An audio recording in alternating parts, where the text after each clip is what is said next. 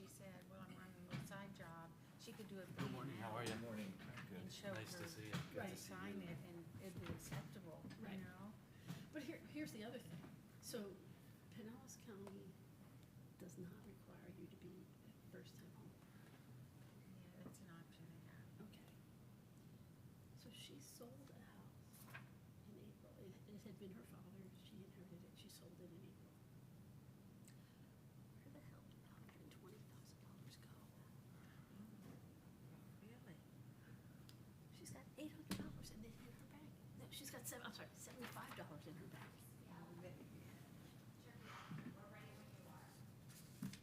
We have enough people?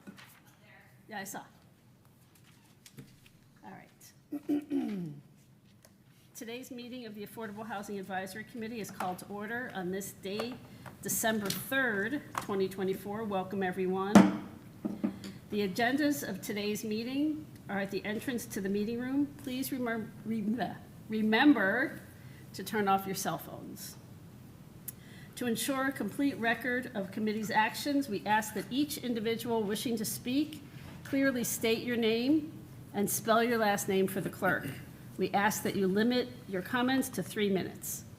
At this time, I would like to ask the board members to introduce themselves and state the fields you represent. I'm going to start on my left this time. Rick Vale, Affordable Housing. Mike Menino, Clearwater City Council member. David Harder, Affordable Housing and Construction. Linda Byer, resident and advocate. Sherry DeBlair, Essential Services Personnel. Michael Gutierrez, Community Development Board Committee member. And I'm Robin Feel, your chair, and I represent residential lending. This is the fourth and final meeting of this committee for 2024. I thought we had a great discussion at our last meeting, and I know we have a lot to discuss today, so let's get right to the agenda. Our first order of business is to approve the minutes of the committee's meeting on November 12th. May I have a motion to approve item 2.1? Move approval. Second? Second. All in favor? Aye. Opposed? Minutes are approved. The main item on today's agenda is to continue our discussion led by Amanda Warner from Wade Trim. Ms. Warner, the floor is yours. Good morning, everyone. Welcome back for our fourth meeting of the Affordable Housing Advisory Committee. I just want to start by thanking everyone for sticking through this process, even though we went through a couple hurricanes in the middle of it. So thank you for sticking with us to this point. So today we are going to, first of all, go over where we are in the schedule. So as you know, we've been meeting over the last few months to put together recommendations for the Local Housing Incentive Strategy Report that's due to the state of Florida in support of the city's SHIP program, the SHIP grant program. So today we are holding a public hearing. This is our last meeting of the Affordable Housing Advisory Committee, and once this public hearing is concluded, the plan will hopefully go to City Council for their consideration in December. After it goes to City Council, it would be submitted to the state of Florida in support of the SHIP grant program and then be incorporated into the Local Housing Assistance Plan, which is the city's document for that grant program. So again, this is our fourth meeting, December 3rd. And in the course of the last few months, we have reaffirmed the values, principles, and vision of the Local Housing Incentive Strategy Report. There are essentially 4 values in that report. One is that affordable housing supports a dynamic and competitive economy. It improves social well-being and builds a sense of community. The city aspires to have housing that fits the city's workforce, and everyone deserves a safe, affordable home. And those are the values that were established by previous committees and were reaffirmed by this committee in 2024. There are 6 affordable housing principles in the Local Housing Incentive Strategy Report. Housing is affordable over the long term. There's a diverse supply that provides for a mix of income levels and the diverse needs of residents. It's designed to be sustainable, energy and cost efficient, and to minimize physical barriers to accessibility. Affordable housing is in aesthetic character with the surrounding neighborhood. It's strategically located and pedestrian oriented with access to mass transit, open space, educational institutions and employment or workforce training opportunities. and it's incentivized to promote incorporation of affordable housing into all housing developments. So these are the principles that the committee established and reaffirmed this year as well. And then putting all of that together, putting together both the values and the principles, the affordable housing vision for the city of Clearwater is that the city of Clearwater will incentivize the development of a diverse supply of housing that is safe, accessible, affordable, sustainable, and energy and cost efficient, that blends into the aesthetic character of all the city's neighborhoods, that is proximate to public amenities and employment opportunities, and which supports an inclusive community and the diverse needs of residents. So that's the affordable housing vision for 2024. That's included in the local housing incentive strategy report. So the local housing incentive strategies under Florida statute, the Affordable Housing Advisory Committee has to review 11 incentive areas, and those 11 incentive areas are on this slide before you. In addition to those 11 areas, the committee over the years has added 5 other topics to review annually when the city forms the Affordable Housing Advisory Committee. So those are the additional 5. So there's 16 total incentives that are reviewed annually by the city through the Affordable Housing Advisory Committee. So we started this process back on September 10th with a discussion of what are the contemporary affordable housing issues or concerns in the city of Clearwater. And this year's committee identified renter cost burden, the high cost of rent and utilities and transportation-related issues, rising interest rates and insurance costs for homeownership, a lack of affordable housing for senior citizens, investor real estate competition, competing with affordable housing, and condominium assessments. And these were the primary barriers identified. Additionally, there were several incentives discussed at that first meeting. Those included accessory dwelling units and perhaps a rental rebate program, density as an incentive, and education and marketing as an incentive for affordable housing. So those are the barriers and incentives that we started with back on September 10th. So over the last couple meetings, so on October 28th and November 12th, we discussed the recommendations from the previous 2023 Local Housing Incentive Strategy Report and modified some of those recommendations to reflect the contemporary affordable housing situation in Clearwater. So our first topic was expedited review, and we discussed the request for expedited permit processing for affordable housing activity form that's used to expedite review of affordable housing development applications. The committee discussed adding a checkbox on permit applications to flag the expedited review process. Although city staff does provide technical assistance to developers, a specific list of peer developer mentors has not been compiled, so that was a recommendation that was modified to extend the time frame for that so that that recommendation could be completed. No building example plans have been submitted. However, Habitat for Humanity is in the process of creating plans for submittal. Again, that's another recommendation where the timeline was extended to allow more time for implementation. And it was confirmed that a new trifold brochure titled Affordable Housing Permitting Process at a Glance was created and is available on the city's website. So that's a summary of the committee's discussion regarding the expedited review incentive. With that, through the recommendations, the first one, 1.1, was confirmed to continue with no change. That's the recommendation regarding the request for expedited permit processing form. Recommendation 1.2 was modified to add on the 5th bullet down to create a process and definitive project requirement checklist for affordable housing projects for each level of review and stage of permitted, starting with an affordable housing project checkbox on application forms as applicable, and that fell out of that checkbox recommendation. Is the committee comfortable with that modification? That was something that fell out of the last meeting. Okay. All right, so 1.2 was modified to add that incentive regarding a checkbox on permit applications. 1.3 was continued, but there was a modification to the implementation year, changing from 2024 to 2025 to allow another year for that to be implemented. So it's first quarter 2025, and that's for that potential mentor list. 1.4 was also confirmed, but with a modification to the implementation year, again adjusted to end of year 2024. That brochure has been completed and it is uploaded to the city's website. 1.5 was also confirmed with no change. That was the building example plan recommendation, and it was discussed that Habitat for Humanity is in the process of submitting some example plans, and those are forthcoming. So we'll see next year if that comes to fruition, and then reevaluate 1.5 again at the next committee assembly. Number 2, modification of fees. Over the last few meetings, the committee requested additional information regarding the degree to which the Economic Development and Housing Department assisted with payment of fees using funds designated for affordable housing.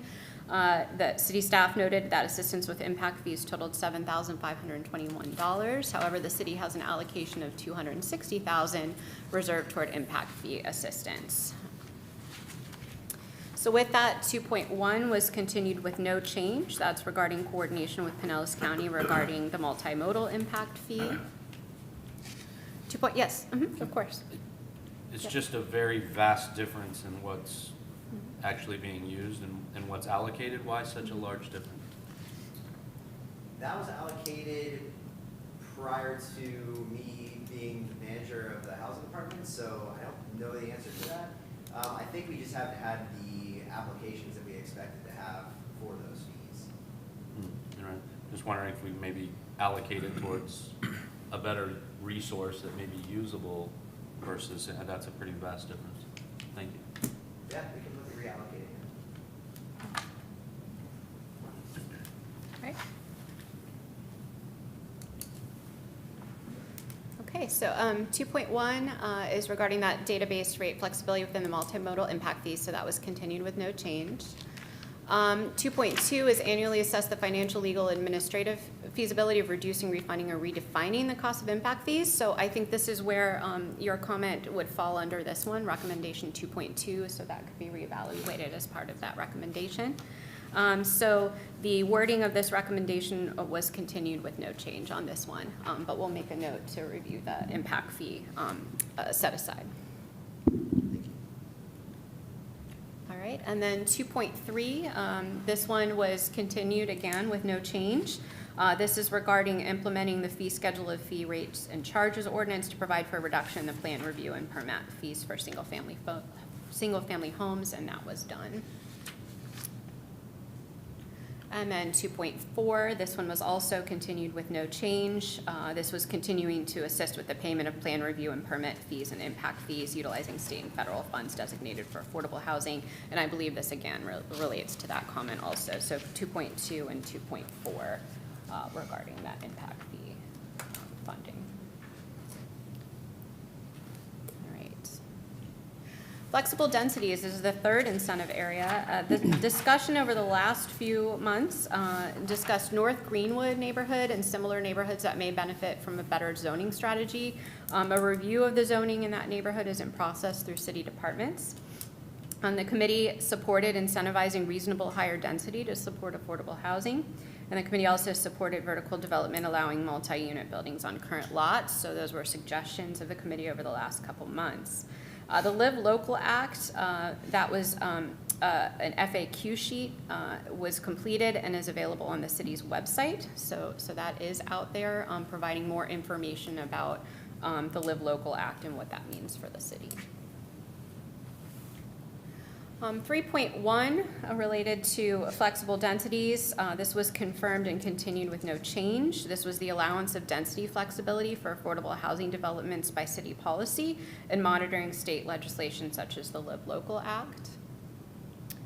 3.2 was also continued with no change, and that was maintaining specific parameters to grant density flexibility for affordable housing. 3.3 was also confirmed and continued with no change, and that was to continue to define the density allowance for affordable housing project as part of a pre-application meeting prior to a formal submission of the civil site engineering requirements. So essentially a pre-app meeting to discuss that affordable housing project. And then number 4, incentive area number 4, this is one where there was no recommendation, so the committee does not recommend that the city of Clearwater include the reservation of infrastructure capacity for housing for very low-income persons, and moderate-income persons as an incentive for the provision of affordable housing.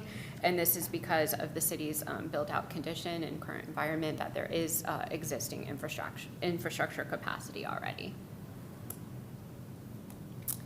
Accessory dwelling units, which was the fifth incentive area. This discussion over the last few months is that investor-driven real estate and short-term rentals are barriers to affordable housing. There's a lack of affordable housing for senior citizens. The recent City of Clearwater Ordinance 9758-24 implemented the city's comprehensive plan policies regarding accessory dwelling units, so that did happen.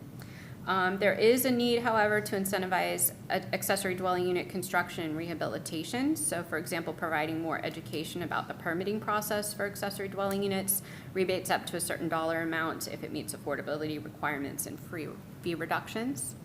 And then standards to allow flexibility for alternative unit types are still in process. So those would be alternative unit types like co-housing or other things that are currently not allowed. Those standards are still under development and being considered. So recommendation 5.1 regarding accessory dwelling units was confirmed and continued with no change. This just allows accessory dwelling units in non-residential zoning districts as described in the Community Development Code. 5.2 is regarding the implementation of the City Council Comprehensive Plan policies regarding accessory dwelling units. That was achieved, so that was continued with no change. 5.3 is the flexibility for other alternative types such as co-housing to incentivize unconventional solutions to address affordable housing. That was continued with no change.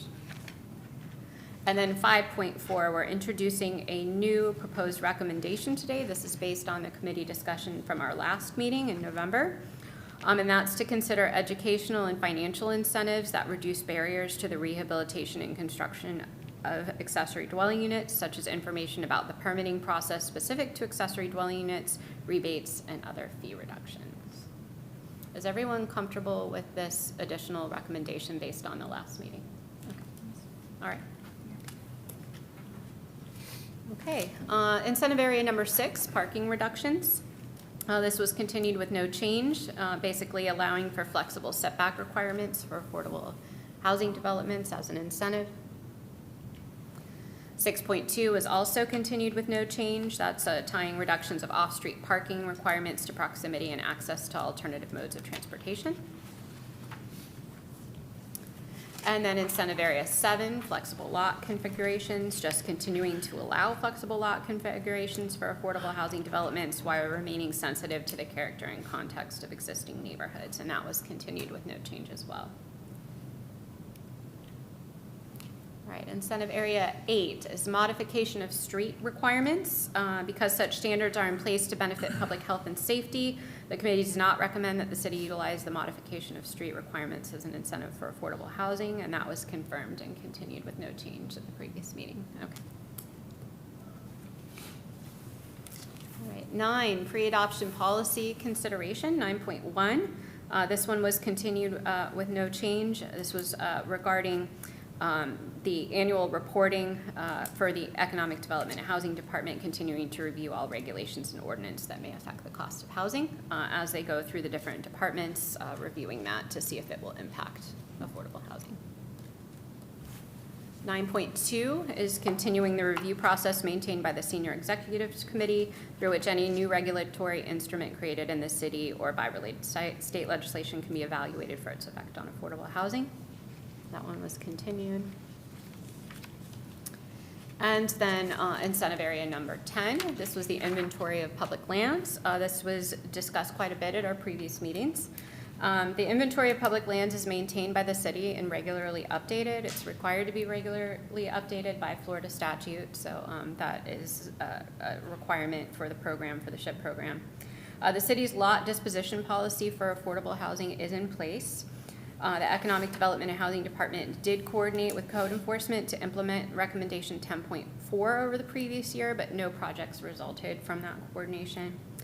Although the current incentives make sense, there may be a need for additional education about the code enforcement incentives. So I think after discussion, it was seemed like a good recommendation. It just hasn't quite hit the ground yet running. So there is consensus to continue that recommendation for another year. So that's 10.4.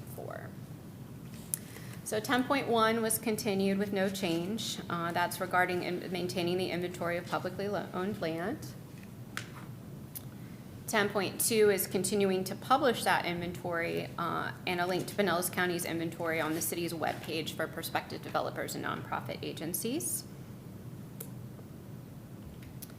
10.3 was continuing to make publicly owned land available to prospective developers and nonprofit agencies for developing affordable housing. Again, continued with no change. And 10.4, this is the one that was discussed in detail. The Economic Development and Housing Department will coordinate with the Planning and Development Department to identify properties having repeat code violations that may be suitable for rehabilitation, acquisition, or demolition for affordable housing. And then 10.5, continuing to monitor the policy procedure for distribution of city-owned lots. This is the lot disposition policy, and consider including energy-efficient items and related emerging technologies in the scoring matrix. So that, again, was continued with no change.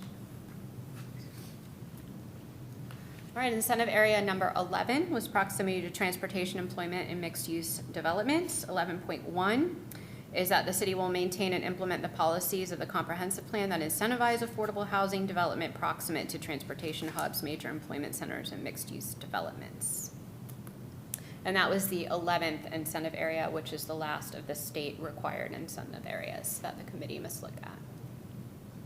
So moving on to the additional incentive areas. So adaptive reuse, number 12, recommendation 12.1 was to continue to allow and promote adaptive reuse involving the conversion of surplus and or outmoded buildings where permitted by zoning district or by the Live Local Act, and that recommendation was confirmed to continue with no change.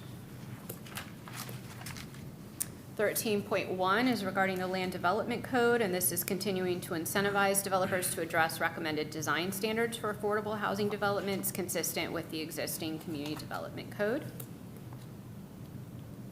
And again, that was confirmed with no change.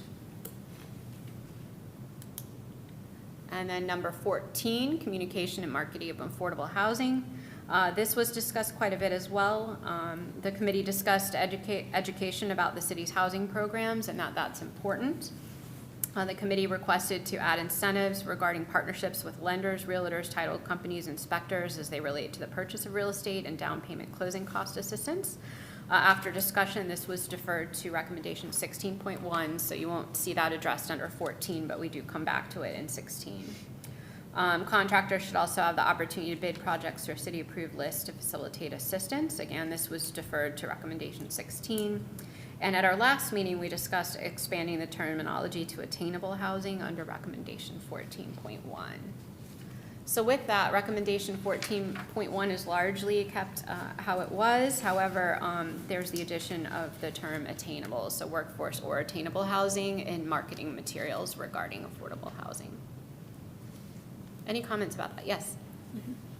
Was the discussion relating to the word obtainable or attainable? My interpretation was attainable, but it's really up to the committee. I don't have a problem with each. I just, Yeah. I think I was speaking from obtainable, but Okay. I don't have a problem either way. It's up Semantics to the at that committee, point. yeah. It's really the committee's recommendation regarding the terminology. Oh gosh, it seems like a small question, but it's actually kind of big. Attainable, obtainable. What's obtainable mean? I mean, Versus attainable. Right, that's my question. Are we all gonna Google it? The ability to obtain The ability to. oh, I see. would be,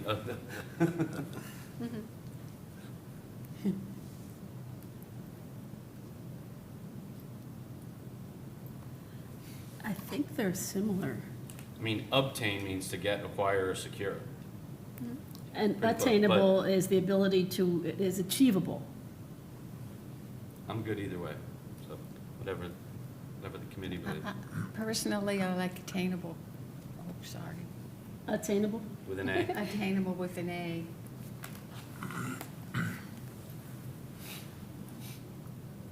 Good morning, Terry Malcolm Smith. I think the industry standard is attainable, not obtainable. So Okay. it's attainable, Attainable. affordable or attainable, not attainable. That seems to be what I just, yeah. Attainable, I think, is the with the A, is the Yeah. going term now. Yes, you do see attainable more frequently in regards to affordable housing, but it's really the committee's decision, though. I think the attainable is. Attainable, I move attainable. All right, very good. All right. Okay. All right, and everybody's comfortable with that under bullet 1 for the placement? Okay, all right. Okay, so that was a minor modification to expand the terminology to attainable. So. All right. Financing was also discussed at our previous meetings. The high cost of rent and utilities means limited housing options in Clearwater, so it just makes everything a little more competitive in terms to try and find housing. The lack of that affordability pushes residents out of the city and creates disadvantages due to limited access to transportation. So we talked about that, I believe, at our very first meeting. We were talking about some of the issues with the lack of affordability and geographic displacement of persons. And then we talked about how younger residents just graduating really are having a difficulty finding housing here once they graduate. And then the opportunity for coordination with code enforcement and related incentives. So this is really a reference back to recommendation 10.4, but we talk about code enforcement again here under financing. So recommendation 15.1 is to diversify financial strategies to contribute to the new construction and maintenance of affordable housing and financial assistance to obtain affordable housing. This is really an aspirational recommendation, just looking at any opportunities to increase those financial strategies and approaches. So this was continued with no change. Okay. All right, 15.2 is to evaluate the feasibility of reducing paying code violation liens on lots suitable for affordable housing development. And again, that ties back to that recommendation 10.4. However, this is a financial incentive. Okay. And then 15.3, ensure city staffing levels are adequate to achieve the AHAC recommendations of the LHIS report. Again, continued with no change. And then finally, 16, partnerships. So we talked quite a bit about partnerships. At our first meeting, we talked about third-party barriers and how those are continuing to affect housing affordability, everything from rent and mortgage increases to rising interest rates, closing costs, inspection process fees, and insurance premiums, and how all of those really come together to create barriers to affordable housing. Strategies to maximize residents' buying power. We talked about interest rate buy down and down payment assistance strategies, real estate tax reductions or other tax mechanisms, and equity to third-party mortgages due on sale, such as non-conforming mortgages, or and then talked about some of the industry acceptance concerns around those. And then ultimately, we landed on partnerships are necessary to address these third-party barriers because many of these are out of the city's direct control. However, the city does have some ability to incentivize and promote partnerships and coordination between agencies. So, and then continuing that discussion, most recently, I think at our in October and again in November, we talked about the need for incentivizing partnerships with lenders, realtors, title companies, inspectors as they relate to the purchase of real estate and down payment and closing cost assistance. This was something that was brought up under recommendation 14, and then we continued that discussion into recommendation 16. And part of that discussion was talking about an approved vendor list or required training and periodic renewals and how that could improve compliance. And we also talked about an opportunity for contractors to bid projects through a city-approved list to facilitate that assistance. And then out of that, we talked about the need to improve consistency between qualification criteria among entitlement grantees in the region. And I think city staff was talking about how, to some extent, they're trying to do that within reason to improve that coordination. So with that, 16.1 is to develop public and private partnerships for the provision of affordable housing. And with that, several of these recommendations were modified in previous meetings. Specifically, we added the reference to the Pinellas Housing Finance Authority under that first bullet on this slide. We also added coordination with other entitlement grantees in the region to improve consistency as feasible between qualification criteria for housing assistance programs. That was added and brought to you in the November meeting. And then lastly, most recently, in November, we talked about partnering with lenders, realtors, title companies, inspectors, and contractors. This bullet that's highlighted in red here was modified since our November meeting, and now it reads, partner with lenders, realtors, title companies, inspectors, and contractors through regular outreach to increase knowledge of the city's housing assistance programs, provide guidelines and training to improve compliance, and facilitate opportunities for qualified contractors to bid projects. And that addresses that, that discussion from starting in October and ending in November. Any comments about this modification, this bullet? I have, Mhm. Yes. Chair, I'm going to go back Mhm. to the beginning. Okay. Under affordable housing principles, affordable over the long term. Mhm. What defines long-term? And the reason I ask is some communities, under their programs for DPA rehabilitation, base affordable long-term on either 10 years, 20 years, or 30 years under their mortgages and their notes and conditions and so forth. So what does long-term mean? Is it 30 years? Is it 6 months? How is it defined? I'd like more information about the definition of long-term. Yeah, I don't think it was ever specifically defined under the values or the principles where you're talking about it, but with these grant programs, these grant programs have specific affordability time periods, Right. lengths of time that they have to remain affordable. But I think that when you're looking back at the principles, it's more aspirational. I think when we're Okay. talking about long-term, it's, we want somebody to get into housing and be able to build a life in that housing. Correct. And so, I think that's more of a it's used there in a more qualitative sense rather than a quantitative sense. But I know SHIP, the grant program that we're specifically talking about, has very specific timeframes. And I don't know if, Terry, you want to speak to that, but.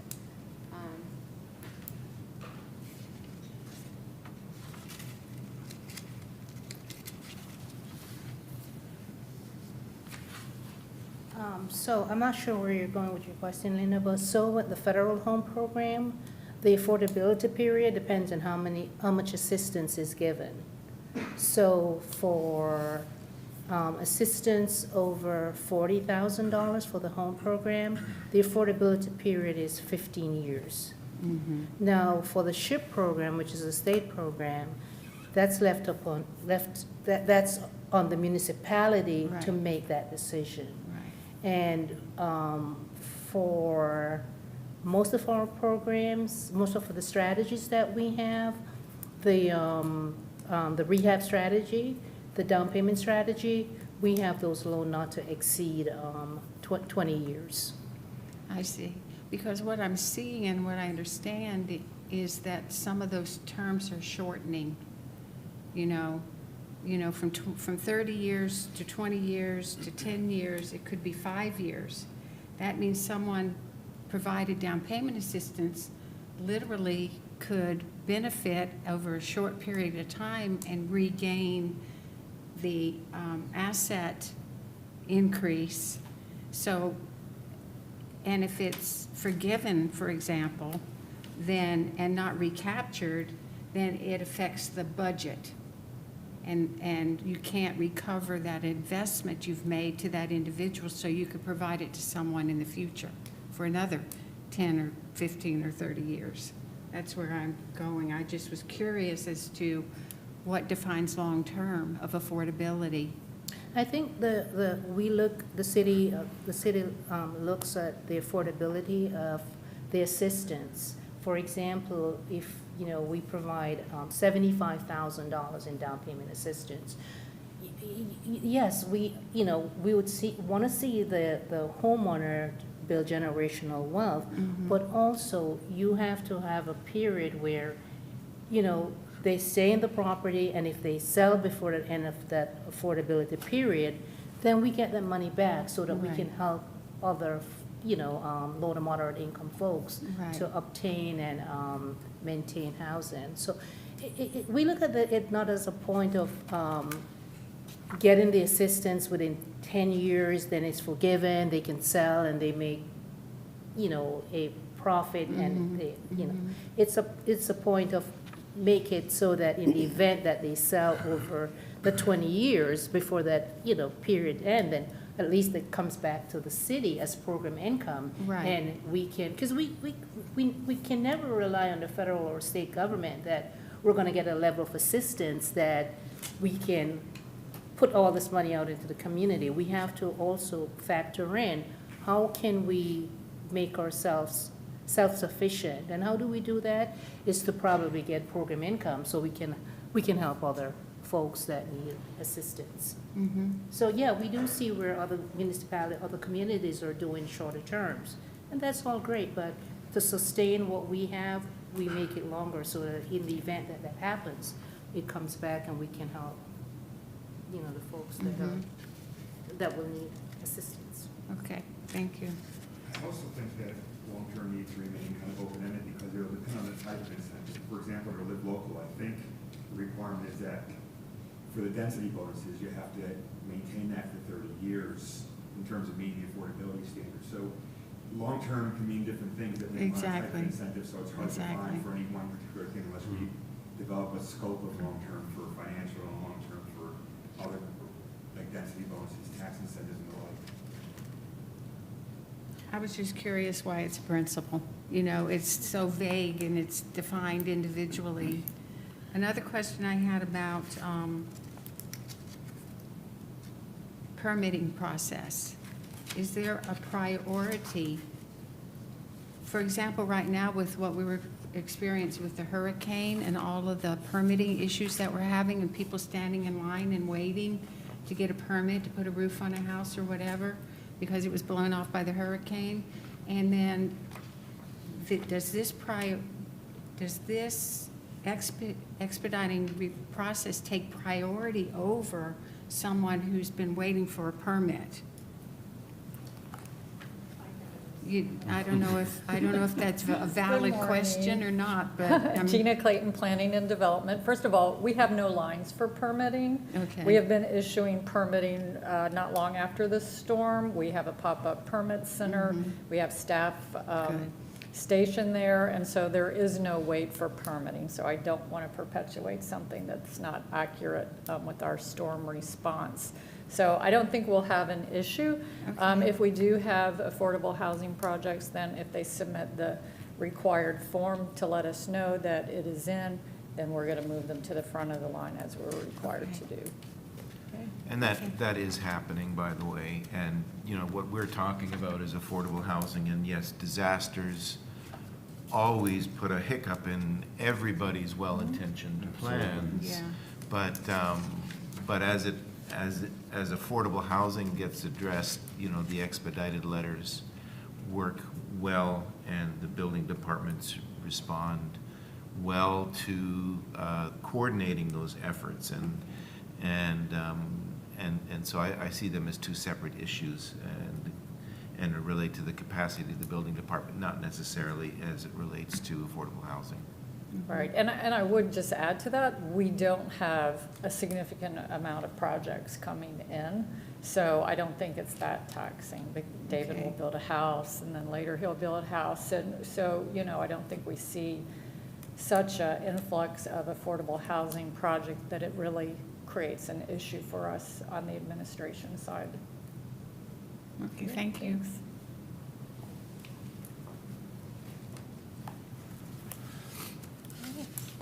Any other comments regarding partnerships while we're on this topic? Okay. Great. So with the committee's approval of that wording, we'll add that bullet in, that additional part of that recommendation 16 on the previous slide. All right, and then with that, I'll turn it back to the chair at this point. Thank you. Does anyone from the public wish to speak to this item? If so, please step to the podium and you will have 3 minutes to speak.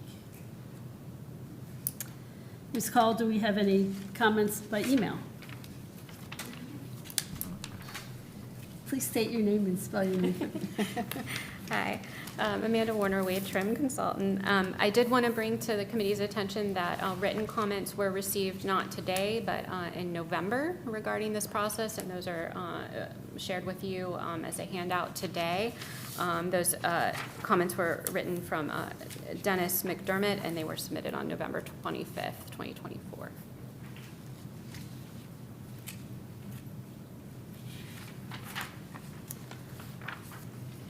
I will now close the public comment period.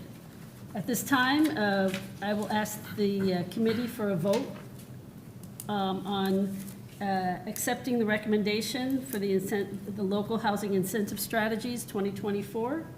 Do we have a motion? I would motion. Second. All in favor? Aye. Any opposed? Thank you very much. Item 4, citizens to be heard regarding items not on the agenda. Is there anyone here to speak to items not on today's agenda?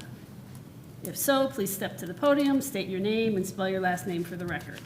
You will have 3 minutes to speak on a subject that is not on today's agenda. Seeing no one come forward, I will ask Ms. Call if we've received any public comments by email.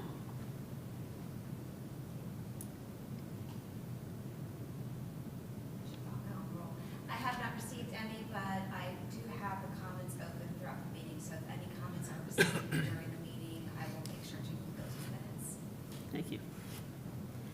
Lastly, I'd like to ask Dylan Mayu if he has anything additional to report to the committee. Just that I appreciate everyone's communication on setting these meetings up. I know the storms threw off our schedule a little bit, and with the holidays and everything, I know it can be a challenge. So I appreciate all of your time and your consistent thoughts into this process.